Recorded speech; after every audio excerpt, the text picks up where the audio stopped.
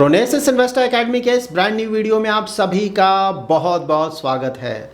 पिछले सैटरडे के YouTube live stream में टेक सेक्टर के रिगार्डिंग बहुत सारे क्वेरीज आए थे और आना भी चाहिए। टेक सेक्टर का स्टॉक्स अगर आप देखें या फिर फंड्स देखें तो परफॉर्मेंस रीसेंट टाइम्स में उतना ज़्यादा अच्छा नहीं रहा है। तो अगर आपने टेक सेक्टर के स्टॉक्स या फंड्स में अपना इन्वेस्टमेंट किया हुआ है या फिर प्लान कर रहे हैं करने का, तो ऑफ कोर्स ये वीडियो आपके लिए है, क्योंकि इस वीडियो में हम जानेंगे कि रीसेंट पास्ट में टेक सेक्टर में क्या हुआ है, फ़िलहाल क्या चल रहा है और आने वाले समय में हम क्या एक्सपेक्ट कर सकते हैं। तो इन डिटेल्स के आधार पर आप खुद का प्लान ऑफ एक्शन तैयार कर सकते हैं।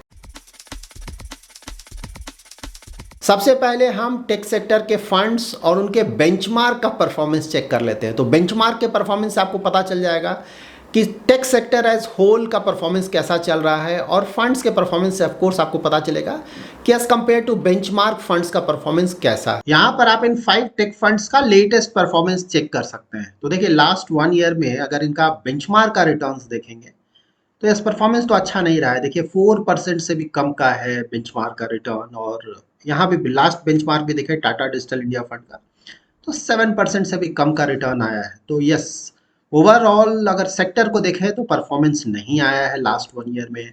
उसी तरह से अगर आप फंड का परफॉर्मेंस देखें तो फंड का परफॉर्मेंस उतना ज़्यादा बुरा नहीं है। ऑफकोर्स ज़्यादातर लोगों ने इन्वेस्ट किया होगा आईसीआईसीआई फ्रूट टेक फंड और टाटा डिजिटल इंडिया फंड, तो वहाँ पे तो परफॉर्मेंस ज़्यादा अच्छा नहीं रहा है। बेंचमार्क से तो अच्छा परफॉर्मेंस है, तो बुरा परफॉर्मेंस नहीं बोलेंगे, लेकिन हाँ एज कम्पेयर टू जो दूसरे सेक्टर्स हैं उनका जो परफॉर्मेंस चल रहा है उसके मुकाबले तो ऑफकोर्स परफॉर्मेंस अच्छा नहीं रहा है। लेकिन साथ ही यहाँ पे कुछ फंड्स हैं लाइक एसबीआई या फिर आदित्य बिरला या फ्रैंकलिन, इनके फंड्स ने इवन दिस मार्केट में भी 10% प्लस का रिटर्न जनरेट किया है। फ्रैंकलिन ने तो ऑलमोस्ट 20% का रिटर्न जनरेट किया है। सो ओवरऑल ऐसा नहीं कि सारे फंड्स का ही परफॉर्मेंस डाउन हुआ है।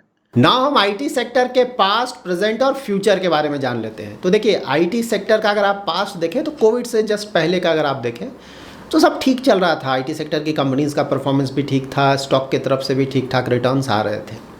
उसके बाद कोविड आया। तो कोविड में क्या चेंजेस आए? कोविड में लॉकडाउन्स लगा, ज़्यादातर बाहर का काम बंद हो गया, खासकर मैन्युफैक्चरिंग सेक्टर तो काफ़ी हद तक बंद हो गया पूरी तरह से। तो वहाँ पे आईटी सेक्टर या फिर आईटी सर्विसेज का जो डिमांड है वो काफ़ी तेज़ी से बढ़ा, क्योंकि वर्क फ्रॉम होम चल रहा था और ज़्यादातर काम ऑफ कोर्स आप कंप्यूटर से ही कर सकते थे, बाहर तो मुश्किल था निकलना। तो because of that IT sector की कंपनीज़ में हायरिंग बहुत ज़्यादा हुआ, खासकर यूएस में तो बहुत ज़्यादा हायरिंग हुआ, इंडिया में भी हुआ। वहाँ पे जो एम्प्लॉयज़ का सैलरी था वो काफ़ी बढ़ गया, चर्निंग्स बहुत हुआ, एम्प्लॉयज़ ने अपना जॉब बहुत स्विच किया। तो गोल्डन पीरियड था आईटी के एम्प्लॉयज़ का वो पीरियड। तो उस समय प्रॉफिट्स तो बहुत मिला कंपनीज़ का, लेकिन हाँ मार्जिन्स पे प्रेशर आने लगा, क्योंकि आपको पता है आईटी सेक्टर कि जो कंपनीज़ हैं उनका ज़्यादातर पैसा कहाँ जाता है, वहाँ सैलरीज़ में जाता है, वेजेस में जाता है। तो अगर वो बढ़ेगा तो मार्जिन्स हिट होंगे। बट हाँ ओवरऑल प्रॉफिट्स को देखें तो परफॉर्मेंस अच्छा था। इसीलिए कोविड में ऑफ कोर्स मार्केट गिरा, लेकिन जब उसके बाद जब मार्केट में रैली आया तो उस समय आईटी सेक्टर के स्टॉक्स का परफॉर्मेंस बहुत ज़्यादा अच्छा था। और जब आईटी सेक्टर के स्टॉक्स का परफॉर्मेंस अच्छा था तो नेचुरली आईटी सेक्टर के जो फंड्स थे उनका भी परफॉर्मेंस बहुत अच्छा था। इवन कुछ पर्टिकुलर डेट्स में आप देखेंगे तो उस समय लास्ट 1 ईयर में कुछ फंड्स का रिटर्न 100% प्लस का था, लास्ट 1 ईयर का रिटर्न ना। कोविड के समय अगर आप आईटी सेक्टर से बाहर का दूसरे सेक्टर्स का देखें या ओवरऑल इकोनॉमी में देखें तो वहाँ क्या चल रहा था, तो वहाँ पे देखिए ज़्यादातर लॉकडाउन के कारण ज़्यादातर बिजनेस एक्टिविटीज़ बंद हो गए थे। तो जो वर्ल्ड के डिफरेंट, क्योंकि कोविड तो ऑलमोस्ट सभी जगह था, तो जो सेंट्रल बैंक्स थे डिफरेंट कंट्रीज़ के, उन्होंने इंटरेस्ट रेट घटाना शुरू किया, ताकि इंटरेस्ट रेट काफ़ी कम रखेंगे तो डिमांड बढ़ेगा, जिसके कारण इकनॉमी में जो भी प्रॉब्लम्स चल रहे हैं उसे काफ़ी हद तक ख़त्म किया जाए। वहाँ पे यूएस जैसी कंट्रीज़ ने, वहाँ पे फेडरल रिजर्व ने बहुत ज़्यादा नोट का प्रिंटिंग किया, तो यहाँ पे इंटरेस्ट रेट को काफ़ी कम कर लिया गया, नोट्स को प्रिंट किया जाने लगा। इसके कारण क्या हुआ, इसके कारण इन्फ्लेशन आने लगा। उस समय हायर इन्फ्लेशन का प्रॉब्लम सबसे ज़्यादा देखा गया यूएस में और यूरोपियन कंट्रीज़ में, क्योंकि उन्होंने इंटरेस्ट रेट काफ़ी कट किया था और साथ ही नोट्स भी प्रिंट किए थे और स्टिमुलस जो ओवरऑल था वो काफ़ी ज़्यादा था उनका, इसीलिए वहाँ इन्फ्लेशन बहुत तेज़ी से बढ़ा। जबकि रिलेटिवली इंडिया को अगर आप देखें तो इंडिया में भी इन्फ्लेशन बढ़ा, लेकिन रिलेटिवली कम था, क्योंकि यहाँ पे स्टिमुलस जो था वो उतना ज़्यादा नहीं था एज़ कम्पेयर टू यूएस या फिर European countries. World wide easy liquidity के कारण स्टॉक मार्केट्स में बहुत तेजी आया, बहुत अच्छे रिटर्न्स आए। इनफैक्ट काफ़ी फंड्स उस समय ऐसे थे, mutual fund, equity mutual fund, जिन्होंने 100% का रिटर्न दिया था, लाइक स्मॉल कैप के फंड्स या फिर कुछ टेक फंड्स। तो वहाँ पे ऑफ कोर्स ये इजी लिक्विडिटी स्टॉक मार्केट के लिए उस समय तो बहुत अच्छा था, लेकिन इन्फ्लेशन तेज़ी से ऊपर जाने लगा। और यहाँ पे एक और प्रॉब्लम आया, उसी समय रसिया और यूक्रेन का वॉर शुरू हो गया और उसके कारण जो क्रूड ऑयल प्राइसेस थे वो काफ़ी तेज़ी से ऊपर गए, फूड प्राइसेस भी तेज़ी से ऊपर गए, जिसके कारण ये जो इन्फ्लेशन था ये और भी तेज़ी से ऊपर जाने लगा। और वो ऐसा पीरियड था कि अगर आप यूरोपियन कंट्रीज़ को देखें, खासकर जर्मनी जो कि उनका सबसे बड़ा इकोनॉमी है, तो वहाँ पे ऑयल या फिर गैस का डिपेंडेंस था रसिया पे, तो बुरी तरह से ये इकोनॉमीज़ अफेक्ट हुई, क्योंकि रसिया से काफ़ी हद तक ये ऑयल या फिर गैस का जो सप्लाई था वो बंद हो गया। तो यूरोपियन कंट्रीज़ में फ्यूल प्राइसेस काफ़ी तेज़ी से बढ़े, जिसके कारण इन्फ्लेशन बहुत तेज़ी से बढ़ा। सिमिलरली अगर आप यूएस को भी देखें तो वहाँ पे inflation because of huge stimulus, inflation बहुत तेज़ी से बढ़ा। तो जब इन्फ्लेशन इतनी तेज़ी से बढ़ा, उसके बाद सेंट्रल बैंक्स क्या करते हैं, उसके बाद सेंट्रल बैंक्स इंटरेस्ट रेट बढ़ाते हैं ताकि डिमांड को कम किया जा सके। तो उसके कारण इन्फ्लेशन कम होता है। तो डिमांड कम करने के लिए जब इंटरेस्ट रेट उन्होंने बढ़ाना शुरू किया तो इनिशियली तो बहुत ज़्यादा फ़र्क नहीं पड़ा, इन्फ्लेशन नीचे नहीं आया। लेकिन हाँ, अब रीसेंट टाइम्स में अगर आप देखें तो काफ़ी हद तक इन्फ्लेशन कम हुआ है। लेकिन अभी भी उनका जो टारगेट है, जो डेवलप्ड कंट्रीज़ हैं लाइक यूएस या फिर यूरोप, वहाँ का इन्फ्लेशन का टारगेट है 2% का, उन्हें इन्फ्लेशन 2% पे लाना है। तो टारगेट से अभी भी वहाँ इन्फ्लेशन ऊपर है। So US and European countries में जो इंटरेस्ट रेट तेज़ी से बढ़ा है, उसके कारण वहाँ पे जो जीडीपी ग्रोथ रेट है ऑफकोर्स वो घटा है, साथ ही कंपनीज़ का परफॉर्मेंस भी हिट हुआ है। तो वहाँ पे जब कंपनीज़ का परफॉर्मेंस हिट हुआ है तो आईटी सेक्टर के जो सर्विसेज हैं उसका रिक्वायरमेंट भी कम हुआ है। और यहाँ पे आता है इंडियन कंपनीज़। तो इंडियन कंपनीज़ का जो ज़्यादातर एक्सपोर्ट होता है, फर्स्ट वो होता है यूएस में और सेकंड होता है यूरोपियन कंट्रीज़ में। तो जब यूएस और यूरोपियन कंट्रीज़ में प्रॉब्लम्स आया तो नेचुरली उसके कारण जो इंडियन आईटी कंपनीज़ हैं उनके परफॉर्मेंस पे भी बुरी तरह से फ़र्क पड़ा है। ना यहाँ पर अब हमें ये जानना है कि अभी तक तो ठीक है, यूएस और यूरोप में प्रॉब्लम आया, उसके कारण इंडियन आईटी सेक्टर की कंपनीज़ में भी प्रॉब्लम आया। अब आगे क्या होगा? तो देखिए, इन्फ्लेशन अभी तक कंट्रोल में नहीं आया है वहाँ पे। तो ऑल्दो उन्होंने इंटरेस्ट रेट काफ़ी ज़्यादा बढ़ाया हुआ है, तो यहाँ से लगता है कि शायद थोड़ा बहुत और इंटरेस्ट रेट बढ़े। यूरोप में तो फॉर श्योर और बढ़ेगा क्योंकि इन्फ्लेशन उनका अभी भी ज़्यादा है। यूएस में लगता है कि शायद एक और रेट हाइक हो, शायद, उसके बाद मोस्टली नहीं होना चाहिए। लेकिन हाँ, सिर्फ रेट हाइक रुकने से बात नहीं बनेगी। पहले हम एक्सपेक्ट कर रहे थे कि नेक्स्ट ईयर के शुरू में ही शायद रेट कट स्टार्ट होंगे यूएस में, लेकिन फ़िलहाल अभी हम 2% के इन्फ्लेशन तक भी नहीं पहुँचे हैं। और वहाँ पे जो ओवरऑल इकोनॉमिक एक्टिविटी है, जैसा कि एक्सपेक्ट किया जा रहा था कि इंटरेस्ट रेट बहुत बढ़ जाने से वो बुरी तरह से अफेक्ट होगा वहाँ का इकोनॉमिक एक्टिविटी, लेकिन वैसा हुआ नहीं है। अफेक्ट हुआ है लेकिन जितना ज़्यादा सोचा जा रहा था वैसा नहीं हुआ है, इसीलिए इन्फ्लेशन भी उतनी तेज़ी से नीचे नहीं आया है।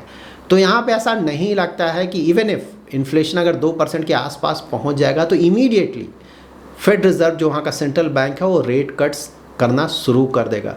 देखिए, पहले प्रॉब्लम क्या हुआ था यूएस में, जब इंटरेस्ट रेट इन्फ्लेशन जब बढ़ने लगा था इनिशियली वहाँ पे, तो फेड रिज़र्व ने बोला कि नहीं, ये इन्फ्लेशन तो ऐसे ही बढ़ रहा है, कुछ समय में खुद ब खुद कम हो जाएगा, यहाँ कुछ भी करने की ज़रूरत नहीं, इंटरेस्ट रेट बढ़ाने की ज़रूरत नहीं है। उसके बाद इन्फ्लेशन काफ़ी तेज़ी से बढ़ा और जब काफ़ी बढ़ गया तो उन्हें समझ में आया कि नहीं, ये अब घटने वाला नहीं है। उसके बाद उन्होंने इंटरेस्ट रेट बढ़ाना शुरू किया, तो वहाँ पे उनसे ऑलरेडी एक गलती हो चुका है, तो फिर से वो नहीं चाहेंगे कि कोई गलती करें। तो ऐसा एक्सपेक्ट करना कि US central bank immediately rate cut start कर देगा, तो शायद ये सोचना सही नहीं होगा। पहले वो इन्फ्लेशन को 2% के आसपास लाएंगे, उसके बाद कुछ समय वेट करेंगे, क्योंकि इन्फ्लेशन आपको पता है ये ऊपर नीचे होता रहता है। ऐसा नहीं कि 2% आ गया तो वो 2% पे ही रहेगा, वो कभी भी ऊपर जा सकता है। तो 2% तक लाएंगे, उसके बाद कुछ समय वेट करेंगे कि 2% के आसपास ही रहे। उसके बाद जब कंफर्ट मिलेगा तो वहाँ से वो इंटरेस्ट रेट कट करना शुरू कर देंगे।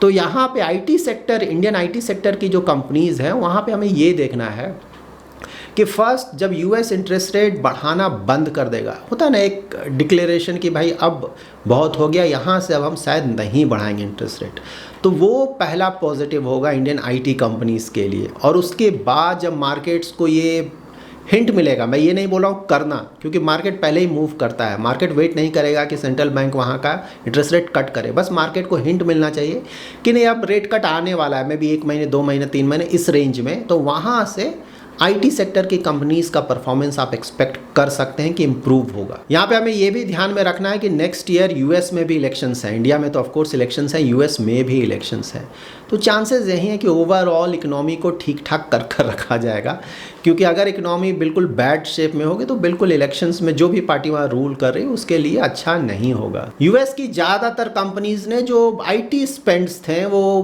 पहले से कम कर दिए। नेचुरली यूएस में लग रहा था कि इंटरेस्ट रेट काफ़ी तेज़ी से बढ़ा है तो रिसेशन आ सकता है, तो उसे देखते हुए ज़्यादातर कंपनीज ने आईटी स्पेंडिंग को थोड़ा कम किया, तो उसका फ़र्क इंडियन आईटी कंपनीज़ के परफॉर्मेंस पे पड़ा। अब जब इंटरेस्ट रेट होगा कि नहीं, अब इंटरेस्ट रेट नहीं बढ़ेगा या फिर इंटरेस्ट रेट यहाँ से नीचे आने वाला होगा, मार्केट्स को जब ऐसा लगेगा तो कंपनीज़ भी पहले रिएक्ट करेंगे, वो वेट नहीं करेंगे। उनको जब ऐसा लगेगा कि नहीं अब हो गया, यहाँ से अब इंटरेस्ट रेट नहीं बढ़ेगा, अब यहाँ से नीचे आ सकता है, तो वो भी धीरे धीरे अपना जो आईटी स्पेंड है वो बढ़ाएंगी, जो कि इंडियन आईटी कंपनीज़ के लिए काफ़ी अच्छा होगा। तो ओवरऑल देखकर यही लगता है कि नेक्स्ट ईयर, मोस्टली ऐसा लगता है कि नेक्स्ट ईयर से इंडियन आईटी कंपनीज़ का परफॉर्मेंस इंप्रूव होगा, और जब परफॉर्मेंस इंप्रूव होगा तो ऑफ कोर्स मार्केट्स उस परफॉर्मेंस इंप्रूव करने का वेट नहीं करेगा, उससे जस्ट पहले ही आईटी सेक्टर के जो स्टॉक्स हैं उनका परफॉर्मेंस इंप्रूव होने लगेगा, और ओवरऑल जो आईटी सेक्टर के फंड्स हैं उनका भी परफॉर्मेंस इंप्रूव होने लगेगा। इनफैक्ट ऑलरेडी आपने ये देखा था जब यूएस में इन्फ्लेशन काफ़ी तेज़ी से घटा, तो उस समय आपने देखा कि इंडियन आईटी सेक्टर की जो स्टॉक्स थे वहाँ रैली आया था। इनफैक्ट इवन लार्ज कैप के स्टॉक्स ने थोड़ा परफॉर्मेंस दिया, मिड कैप के स्टॉक्स ने तो बीच में काफ़ी अच्छा परफॉर्मेंस दिया था, बट फिर से थोड़ा वहाँ पे रुकावट आ गया है। वो इसलिए क्योंकि अब फिर लग रहा है कि नहीं, यहाँ तो लगता है कि शायद यहाँ से इंटरेस्ट रेट थोड़ा और बढ़ सकता है, या फिर interest rate cut up immediately नहीं होगा। तो देखिए ये पूरा गेम वहीं पे है। यूएस मोस्टली ये यूएस पे डिपेंडेंट है कि यूएस फेड रिजर्व क्या डिसीजन लेता है।